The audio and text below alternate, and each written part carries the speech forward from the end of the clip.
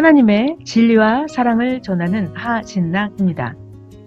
아주 오래전 얘기인데요. 제가 어렸을 때 아무리 교회를 다녀도 저는 하나님이 잘 믿어지지 않았습니다. 예수님도 마음에 와닿지 않았고요. 성경 이야기를 들어도 그렇게 믿어지지 않았습니다. 저는 하나님을 믿고 싶지도 않았고 하나님을 알고 싶지도 않았어요. 예수님에 대해서도 궁금하지 않았고요. 저는 오직 사람이 왜 사는지 그것만이 너무나 궁금했거든요. 그렇지만 세상 어디에서도 사람이 왜 사는지를 가르쳐주는 곳은 없었습니다. 많이 물어보고 다녔지만 결국은 주님의 말씀을 배우게 되었을 때, 그리고 성경을 통해서 하나님을 만나게 되었을 때 저의 인생의 의미를 찾을 수가 있었고, 내가 어떻게 살아야 되는지를 결국은 찾을 수가 있었습니다. 그리고 매 순간 기쁨으로 살아갈 수 있게 되었죠.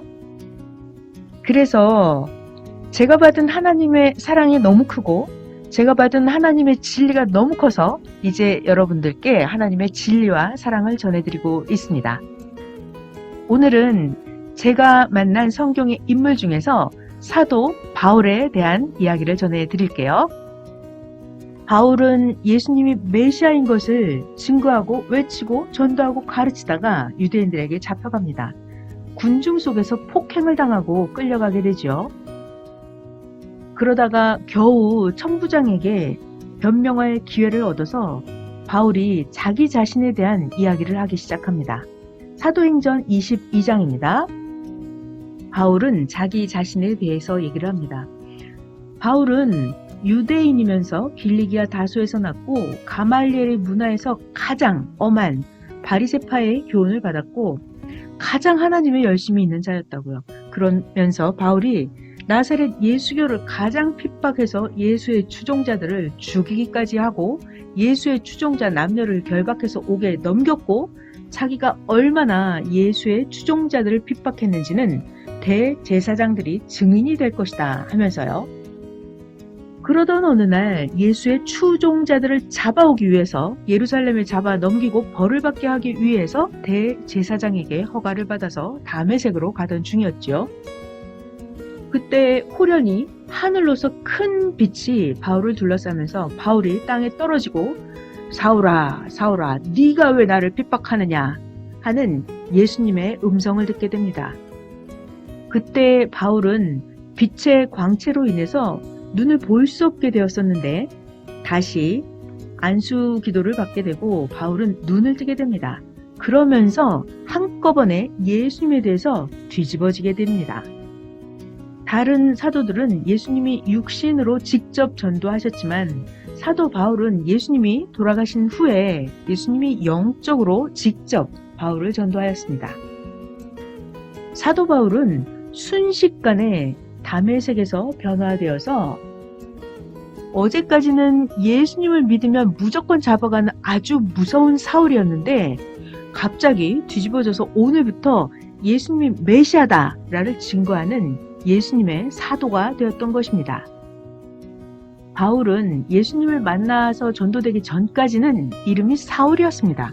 그런데 영적으로 예수님을 만나서 전도되어서 예수님의 사도가 된 이후에는 이름을 바울로 바꾸게 되고 우리가 바울 사도, 사도 바울이라고 부르는 것입니다. 예수님은 나사렛 성 그 주변 시골에서 어린 시절을 보냈지만 바울은 어렸을 때 비교적 큰 성 다소에서 자랐고 바울은 로마 제국의 대도시에서 교육을 받으면서 자랐습니다. 그러면서 바울은 성장하면서 인간에 대한 예리한 감각을 지니게 되었죠. 바울이 성장한 다소성은 그리스 문명의 전형적인 도시로서 다소성은 여러 시대의 종교들이 꽃을 피웠던 문화의 현장으로 손꼽히기도 합니다. 그러나 바울은 여러 환경에서 여러 사람에게 여러 가지 모양으로 적응하는 방법을 배웠긴 했지만 바울은 자기 자신이 유대인임을 결코 잊지 않았습니다. 자기가 유대 혈통인 것을 떳떳하게 여기고 항상 자랑으로 삼았습니다. 스데반 사건이 있을 당시에 바울은 젊은 청년이었고 다른 유대 청년들과 마찬가지로 바울도 30세 랍비로서 세상에 나섰고 지도자적인 위치에 있었습니다. 아무튼 바울은 자기 자세가 진리고 자기 행위가 정의라고 생각되는 어느 곳에서도 의혹됨이 없이 자기의 신념대로 철저하게 완벽하게 실천을 해 나가는 사람이었습니다. 바울은 구시대 유대 종교에서 기독교로 개종을 한 후에도 바울의 열정적인 성격은 변함이 없이 구약에서나 신약에서나 주관이 틀릴 뿐이지 동일한 성격으로 하늘의 뜻을 섬겼습니다. 그 당시에 헬라 철학의 영향을 적지 않게 받았던 바울의 문체는 굉장히 운율적으로 정교하고 예술적인 산문이었고 철인을 능가하는 바울의 날카로운 사고력은 주님을 변증하고도 남음이 있었고 깊은 그의 사리 판단력은 시대를 살릴 만한 능력으로 결국 영웅 중의 영웅으로 기록되고 있습니다. 또한 로마의 시민권을 소지한 사람이었음에도 자기 민족에 대한 열정과 사랑이 극진해서 먼저는 자신이 유대인인 것을 절대로 잊지 않았던 바울이었습니다. 또한 사도 바울은 하나님의 일이라면 목숨을 내걸고 사람을 죽일 정도로 신앙이 상당히 좋은 사람이었습니다. 그런 신앙 가운데서 예수님으로 인해서 회심을 하고 난 후에도 바울은 그런 강한 마음을 갖고 하나님의 섭리에 대해서 철통같이 밀고 나갔습니다. 그리고 바울은 정말 신기했던 것이 바울은 신교, 예수님의 입장보다는 구시대 유대 종교인의 입장을 생각하는 면이 더 컸었습니다. 사도 바울은 구시대 유대 종교에 들어있는 그런 사람들을 끄집어내느라고 굉장히 애를 썼고 자기의 사명을 스스로 죽이면서 바울은 이렇게 말을 하죠. 나는 사도도 아니고 하나의 만삭되지 못한 자와 똑같은 자로 내가 핍박했던 것은 원래 도리가 아니었다는 것을 깨닫게 되었다. 하나님이 모든 인간에게 다 똑같이 인생을 한번 살게 했는데 종교인들끼리 핍박하는 것은 모순이고 잘못된 일이므로 율법에도 구약 모세 율법에도 이런 일이 있어서는 안 되겠다고 바울이 자기가 회심했다면서 구시대 유대 종교와 예수님의 신교 사이에 서서 복음을 전하는 입장을 취했습니다. 예수님의 신교에서도 바울을 달갑지 않게 생각하고 구시대 유대 종교에 가도 바울을 달갑지 않게 생각했습니다. 바울이 로마에 들어가서 엄청난 복음을 전한 것은 기독교사에 둘도 없는 유일한 것이었습니다. 바울은 로마 시민권도 있었고 정치적인 안목도 있었고 사회적인 면에도 상당히 밝았습니다.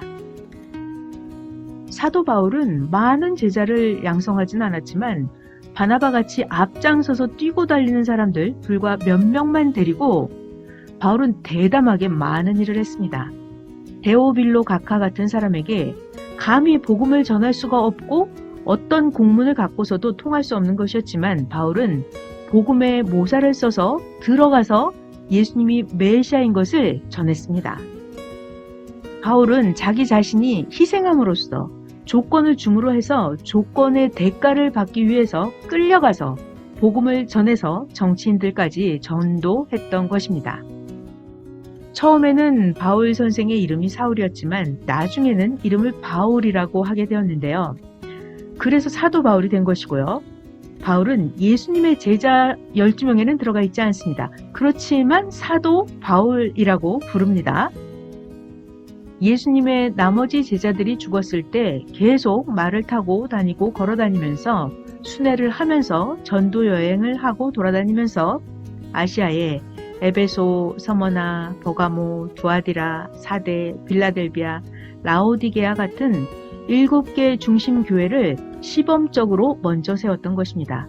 그리고 나서 계속 밀어붙여서 신약 역사의 패권을 주게 되고 조직을 만들어서 신약 역사의 메시아 예수님의 증인이 되었습니다.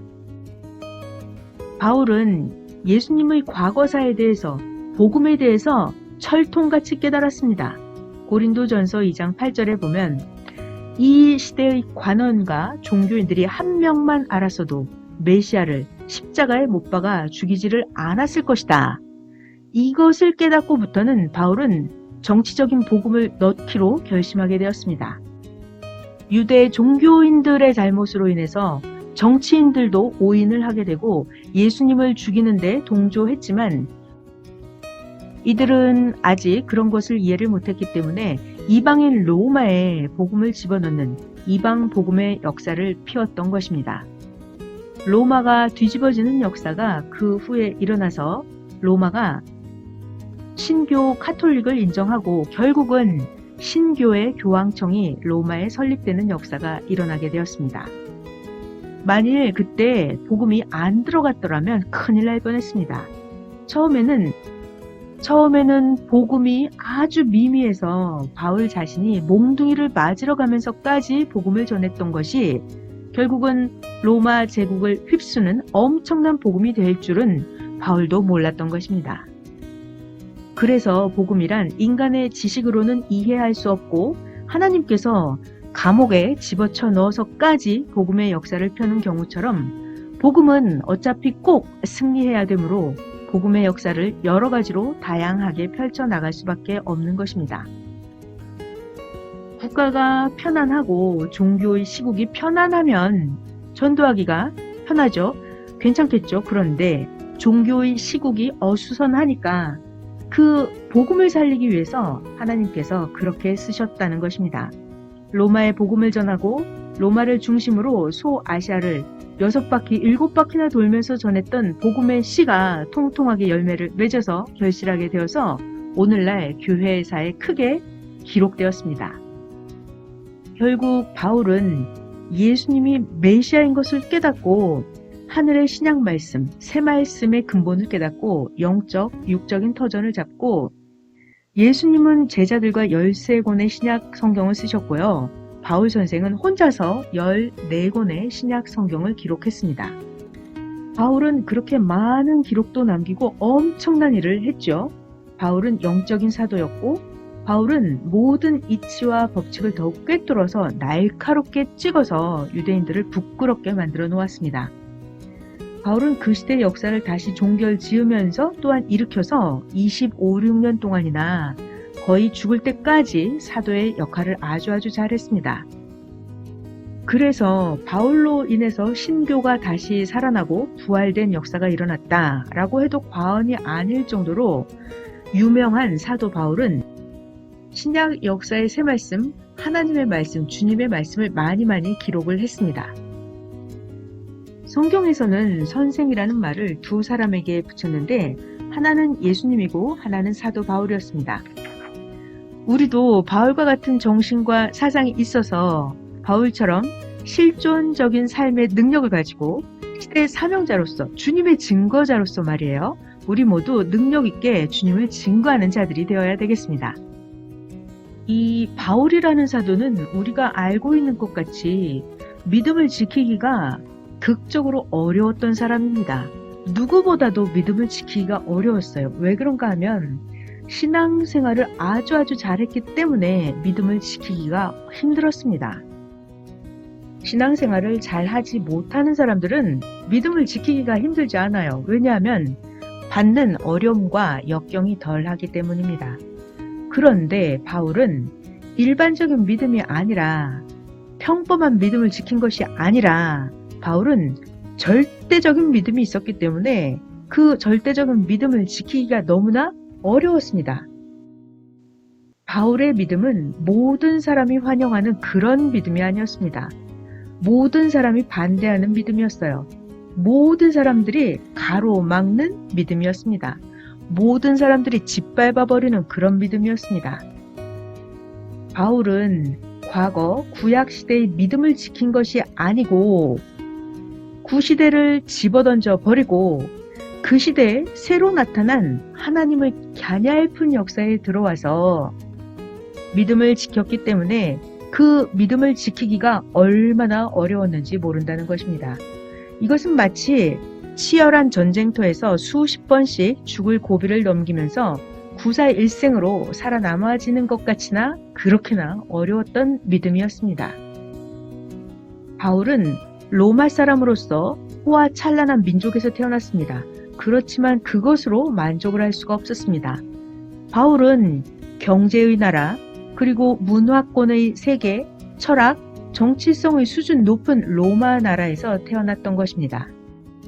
하기야 고대광실 높은 집에 산다고 인생 문제가 다 해결되는 것은 아님을 우리가 알고 있는 것 같이 바울이 고대광실 좋은 나라에서 태어났지만 바울의 인생 문제는 해결되지 못했습니다. 그래서 바울은 로마를 등지고서 인생 문제를 해결하기 위해서 로마가 쥐고 흔드는 로마의 속국인 이스라엘 나라로 갔습니다. 이스라엘 나라는 로마 사람들이 별로 탐탁지 않게 생각하는 나라입니다. 아이고, 저들은 하나님을 믿는다고 하는데 정말로 하나님이 있어? 믿는데 왜 이스라엘 민족이 저 모양 저 꼴이야? 이렇게 로마인들은 이스라엘 민족을 생각하고 있었습니다. 하나님을 믿었으면 잘 돼야 사람들이 야 하면서 위대하게 보는데 잘 되지 않으면 무조건 별것도 아닌 것으로 봅니다. 그런 판국인데도 불구하고 결국 바울은 이스라엘 나라로 와서 신앙생활을 하게 된 사도 바울이었습니다. 바울은 모든 사람이 쳐다볼 수 있는 사람이 되었습니다. 키도 작고 별 모양도 맵시도 없었지만 바울의 행동은 모든 사람의 눈에 띄게 되어서 존경할 수밖에 없는 사람이 되었습니다. 왜냐하면 바울은 적극적인 신앙의 사고가 있었고 열심적인 신앙의 사고 그리고 전심전력을 다하는 신앙의 사고를 가지고 끝내주는 행동력으로 유대 종교에 충성을 다했기 때문이었습니다. 그렇기 때문에 누구든지 바울을 쳐다보면 존경하고 부러워하면서 그런 바울을 치하하고 높이 평가했습니다. 그러던 중에 바울이 신교를 발견했던 것입니다. 유대 종교인들이 이단시하는 신교를 발견했던 것이죠. 바울도 처음에는 신교를 발견하고서 유대 종교의 입장에 단단히 서 있었습니다. 유대 종교에 하나님의 뜻이 있다. 유대 종교가 4,000년 동안 길이길이 믿었던 조상들의 어를 가지고 있기 때문에 유대 종교의 기존성이 있다. 유대 종교가 잘못되었을 리가 있겠느냐? 이제 나타난 예수 종교, 저들이 잘못되었지. 그러니까 예수 종교, 저들의 처세는 있을 수 없는 입장이다. 하면서 바울은 대강 파악을 하고 잘못되었다 라고 신교를 평가해 버렸습니다. 그래서 결국에 가서는 극적으로 신교를 말렸습니다. 신교를 죽이고 밟고 뭉개고 하면서 첨단의 인물이 되었습니다. 바울은 그 정도로 끝내주는 사람이었습니다. 사람들은 말했죠. 바울이 제사장이 되어야 한다. 이렇게 표현할 수밖에 없도록 눈에 띄는 사람이 되었습니다. 정말 참으로 로마인다운 사람이다. 역시 대국에서 산 사람은 다르구나. 이렇게 시인할 수밖에 없었던 행실을 했던 바울이었습니다. 그런데 바울은 그렇게 하면서도 뭔가 인생 문제를 풀지 못하고 있었습니다. 바울은 그렇게 곤고한 가운데서도 더욱 예수님 신교를 박멸시했습니다. 아, 내가 믿는 율법을 중심한 이 구약 유대 종교가 가면 갈수록 이상적인 세계가 일어나겠지. 때와 시기를 따라서 하나님께서 보다 이상적인 세계로 이끌어 주시겠지.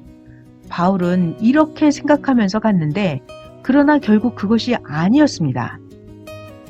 바울은 새로운 예수님 종교로 전환할 때 얻어맞고 그리고 깨우침을 받고 확인을 받은 후 그때부터 신교에 들어와서 신앙생활을 했습니다. 바울이 유대 종교에 있었을 때 극적으로 유대 종교를 믿지 않았더라면 신교에 와서도 반대가 그렇게 크지 않았을 것입니다. 그러나 바울은 구약 유대 종교를 극적으로 믿고 왔기 때문에 유대인들의 바울에 대한 반대도 대단했습니다. 야, 바울 이 녀석아. 그때는 네가 잘못 봤었단 말이냐? 네가 옳다고 하면서 예수 종교들을 쫓아다니면서 핍박했었잖아. 그런데 어떻게 이제 예수 추종자 거기에 네가 들어갔단 말이냐? 네가 유대 종교에 있을 땐 네가 옳다고 하면서 예수 추종자들을 쫓아다녔잖아. 이렇게 하면서 과거의 사람들이 한결같이 바울을 모두 비난하고 꾸짖고 칼 도마 위에 올려놓은 고기처럼 마음대로 난도질을 했습니다. 바울이 별 두드러짐 없이 신앙생활을 하다가 왔으면 누가 그렇게까지 할 사람도 없었을 것입니다. 그런데 바울은 너무나 신앙생활을 구시대 종교에서 잘했기 때문에 새로운 시대에 와서 신앙생활을 하기가 너무나 힘들었다는 것입니다. 더군다나 신교에 와서도 예수님을 그리스도로 보고 믿고 나가는 신교인들도 그들도 또한 바울을 미워했습니다. 왜냐고요? 신교인들에게는 바울이 믿을 수 없는 이상한 메이커였거든요. 저 사람이 그 사람이지? 저 사람이 우리를 반대하고 핍박했던 저 사람, 저 바울? 사울? 믿을 수 없다고. 믿을 수 없어. 무슨 짓을 할 줄 알아? 이런 환경 속에서 바울은 믿음을 지켰던 것입니다. 그리고 바울은 유대인으로서 신앙을 지킨 것이 아니라 로마인으로서 바울은 자기 민족 로마가 주물주물하는 속국 이스라엘 민족에 와서 정신 문제를 해결하기 위해서 국적에 대해서는 별로 크게 보지를 않았습니다. 체면도 위신도 다 깎아버렸습니다. 바울이 만약에 종교 세계로 이스라엘에 들어오지 않고 일반적으로 사업하러 이스라엘에 왔었다면 아마 로마라는 그 국적을 단단하게 써먹었을 것입니다. 이스라엘은 자기 민족 로마가 주물주물하는 그런 나라였던 것입니다. 그러니까 이스라엘 사람들이 바울을 마음대로 할 수 없었을 것입니다. 그런데 바울에게 누가 고통을 주었는가 하면 유대 민족들이 그렇게 바울을 괴롭혔습니다. 그래서 바울이 빌립보서 4장 10절에 13절까지 말씀 있는 것처럼 나는 빈천에 처할 줄도 부에 처할 줄도 가난에 처할 줄도 그리고 풍부에 처할 줄도 곤경에 처할 줄도 안다고 했습니다. 바울이 그렇게 말한 것을 통해서 우리가 성경을 통해서 깨달아 보면 바울이 곤고함의 학교를 나왔을까요? 바울이 일체의 모든 처세의 비결을 배웠다고 했죠? 바울이 배고픔의 학교를 나왔을까요? 바울은 배고픔의 학교를 나온 적이 없습니다. 무슨 학교가 배고프게 하는 학교가 있겠습니까? 지금 그런 학교가 없잖아요. 지금 배고픔을 가르쳐주는 학교가 없다면 옛날에도 그런 학교는 없었습니다. 그런데 바울이 어느 학교에서 배웠는지는 모르겠지만 배웠다는 겁니다. 자, 그것은 무엇일까요? 바울은 생활사 가운데서 그런 처지를 걸어왔고 그런 환경을 겪어왔기 때문에 그 가운데서 어려움, 환난, 곤란, 낙심, 낙담 이런 가운데서 바울은 신앙의 절개를 지켜왔다는 것입니다. 바울은 믿음을 지켜왔다는 것입니다. 주님도 새로운 시대 진리의 말씀을 가지고 그런 신앙을 지켜왔기 때문에 바울도 주님께 배워서 그런 신앙을 했던 것입니다. 바울은 누구보다도 지키기 어려운 신앙이었습니다. 극적으로 지키기 어려운 믿음을 지켜왔습니다. 베드로 같은 제자들은 바울의 입장과 달랐습니다. 예수님의 제자들은 기존의 신앙을 하지 않고 왔기 때문에 바울과는 차이점이 많이 있었습니다. 바울은 기존 신앙, 유대 종교의 신앙을 하고 왔습니다. 그래서 바울은 유대 종교인들을 상당히 감싸주고 이해해주고 수술해주고 이런 것이 있었는데 신교인들은 베드로 같은 그냥 기존 신앙을 하지 않고 온 자들은 그것이 아니었습니다. 구시대의 종교를 겪지 않고 왔던 베드로 같은 사람은 구 종교에 대한 것을 전혀 모르기 때문에 극과 극이었습니다. 그러나 바울은 그렇지 않았습니다. 사도 바울은 구교를 겪고 왔기 때문에 구 종교에 대한 그 입장과 실정을 잘 이해하면서 나가는 방향이었기 때문에 기존의 신교와 너무너무 뭔가 또 잘 맞지 않았습니다. 결국 못내는 외경에 나와 있는 것처럼 서로 의견이 원만치 못했다 하는 표현까지 나올 수밖에 없었는데요. 그것이 근거 없는 이야기가 아니었습니다. 바울에게 들려오는 소리는 항상 구교에서 들려오는 악평 소리였고 신교에서 들려오는 두성두성 수군수군 하는 소리였습니다. 좌절할 수밖에 없었고 쓰러질 수밖에 없었고 몸둘 바가 없고 의지할 곳이 없는 바울은 하늘 밖에는 의지할 곳이 없었습니다. 그런 가운데서 바울이 믿음을 지켜왔다는 것입니다. 그래서 위대한 영웅이라는 것입니다. 어느 때는 바울은 매를 맞았습니다. 그것도 로마 사람에게 맞은 것도 아니고 로마 사람에게 관리를 받는 유대 종교인들한테서 매를 맞았습니다.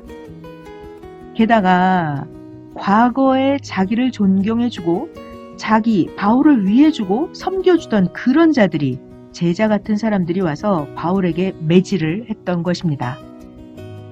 그것도 회초리를 가지고 와서 자 다리를 거두시오 하면서 신사적으로 때린 것도 아니고 그저 경상도 사람이 6월 달에 보리타작 하듯이 도리끼 하듯이 바울을 후들어 때렸습니다.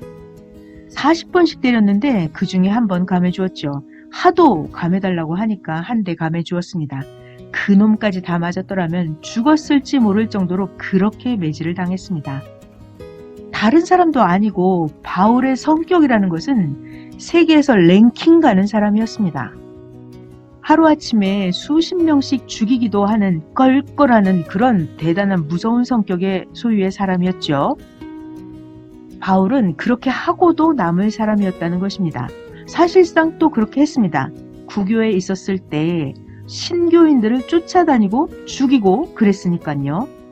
바울의 그 혈기, 바울의 그 성격, 그것을 아무도 막을 수 없을 정도로 무서운 사람이었는데 거기에다가 과거에는 존경받던 사람이었는데 신교에 왔을 때 존경은 고사하고 매질을 해도 매를 맞으면서도 참았다는 것입니다. 바울은 예수님에 대한 절대 믿음을 지켰던 사람이었습니다. 왜 그랬을까요? 역사를 발견했기 때문이었습니다. 누구나 다 흑자를 보지 않고 적자를 보면서 사업을 하진 않잖아요. 바울도 역시 적자를 내면서 역사를 편 것은 아니었습니다. 흑자가 있으니까 바울은 끝까지 참고 견뎠던 것입니다. 오늘은 예수님에 대한 끝까지 어떠한 어려움이 있어도 절대 믿음을 지켰던 바울에 대해서 전해드렸는데요. 내일도 이어서 바울에 대한 이야기 더 전해드리도록 할게요. 하나님의 진리와 사랑을 전한 하진락이었습니다.